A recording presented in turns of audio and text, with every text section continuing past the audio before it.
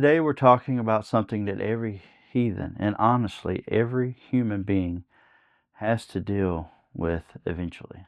Enemies, hatred, and betrayal.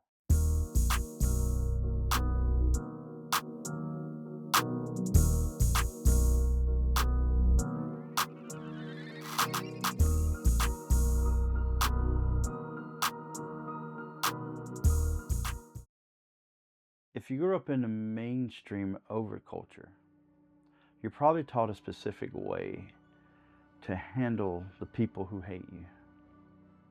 You're told to turn the other cheek. You're told to kill them with kindness. But the Havamal doesn't say that. However, it doesn't say burn everything down and swing an axe at anyone who looks at you funny. That is just a stereotype, and it's really useless in the real world. So what does the high one actually say about people that want to do you harm? For the next few minutes, we're going to look at the stanzas in the Havamal that have to do with hatred and enemies. I'm going to give you clear, modern tactics how to apply this ancient code to your boss, your online trolls, and even toxic family members. Let's get into it. First, we have to frame the question as a modern heathen. You generally aren't dealing with blood feuds or shield walls. Your enemies don't usually come over the hill with a spear. They come into your DMs. They come in the form of office politics, basically sabotage at work, or even family members and friends that think your spiritual path is evil. If you're anything like me, you've probably asked yourself, am I supposed to forgive this? Am I supposed to fight back? Am I just creating more drama?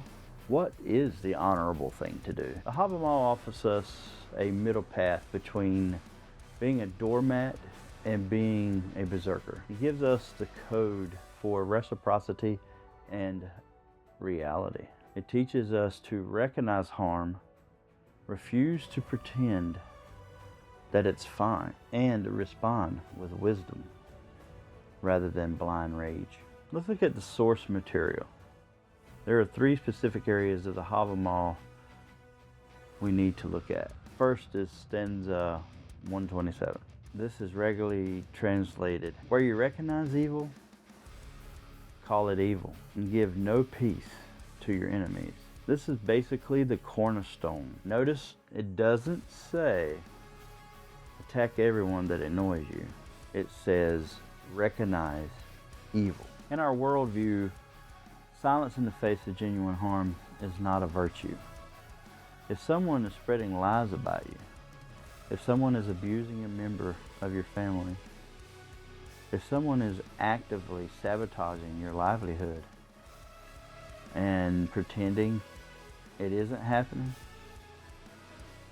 this doesn't make you spiritual, it makes you a victim. The Havamal demands we acknowledge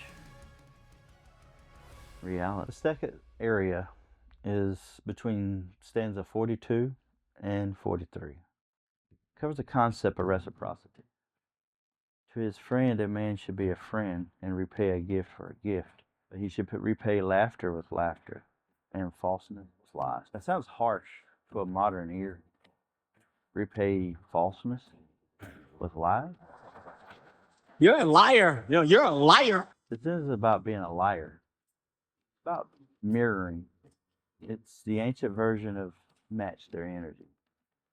You don't owe your truth, your vulnerability, or your frith, your inner peace, to someone who is trying to weaponize it against you. And finally, stanza 1, all doorways before one enters should be looked around.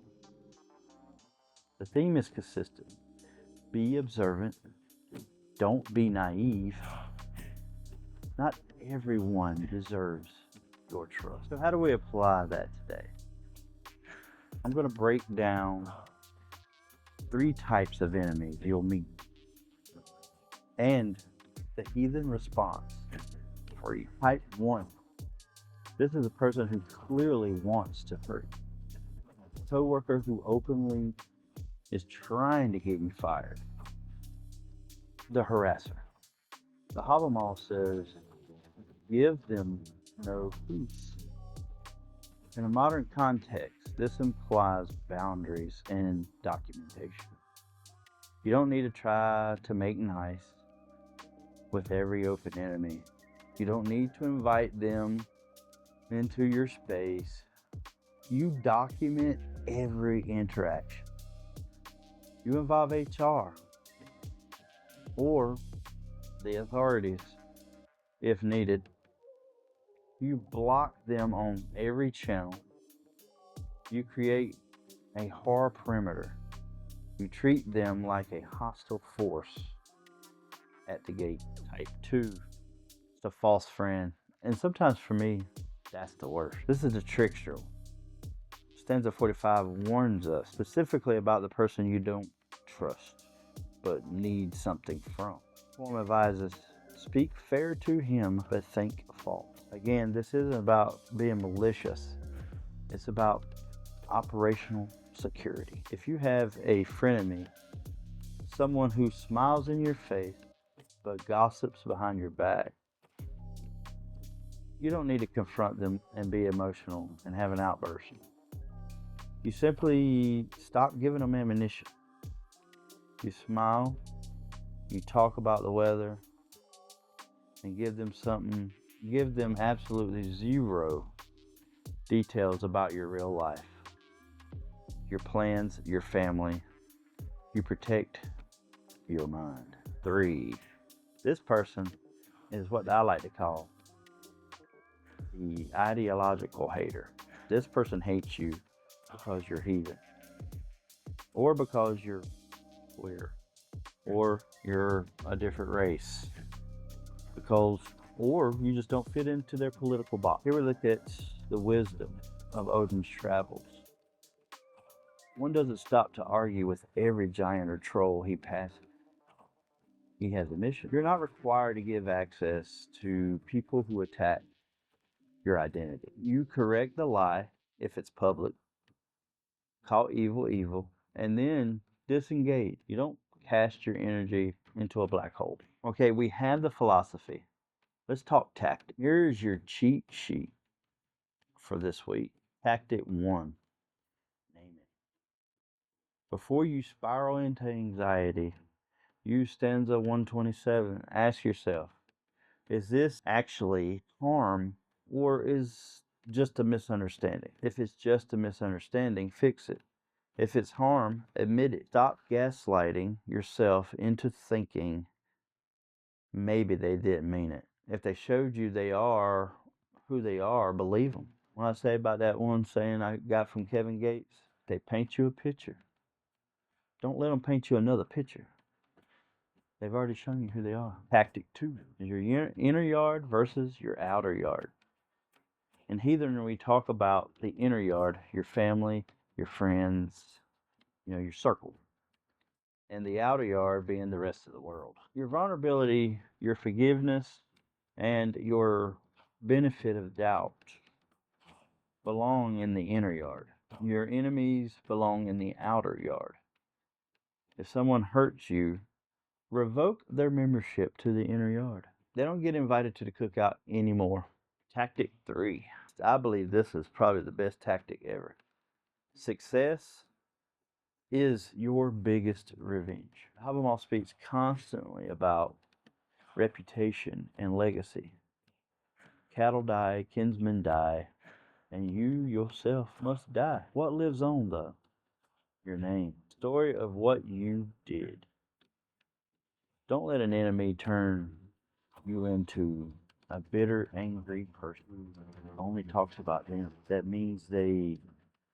In short, that means that they win. Defeat them by building a life that's real strong and a reputation that is so solid their lives can't touch. So, comes to our daily heathen challenge for the week. Identify one place in your life where you're tolerating disrespect or evil because you're trying to be nice. Ask yourself, what does the Havamal say? Maybe it's time to close that door. Maybe it's time to call it what it is. Your peace is worth protecting. Your honor is worth defending. If this is helpful at all, check out my other episode on hospitality and how you should treat people that are deserving of your love. Hit like, subscribe, and tell me in the comments, how do you handle enemies as a modern heathen? I'll see you in the next one.